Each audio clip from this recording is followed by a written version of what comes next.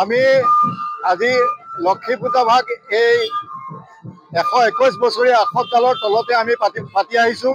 আজি প্ৰায় 20 বছৰ অতিক্ৰম কৰিছে আৰু আমাৰ এই অনুষ্ঠান ভাগ ৰাইজৰ সম্পূৰ্ণ সহায় সহযোগিতা পাই আমি আগবঢ়াই নিব পাৰিছোঁ। আৰু আজিৰ এই কাৰ্যসূচী অনুযায়ী আমি এতিয়া প্ৰথমে পূজা ভাগ চলি আছে, তাৰ পিছতে আমাৰ তাত নাম প্ৰসংগও চলি আছে। ইয়াৰ পাছতে আমাৰ প্ৰসাদ বিতৰণ হ'ব আৰু তাৰ পিছতে ভোগ বিতৰণ কৰিব, সকলো ৰাইজে এক গ্ৰহণ কৰিব। কি কয় এইটো আমাৰ হয়তো 12টা, 12:30 বাজিবও পাৰে, কাৰণ ভোগ বিতৰণ কৰোঁতে অকণমান সময় ল'ব।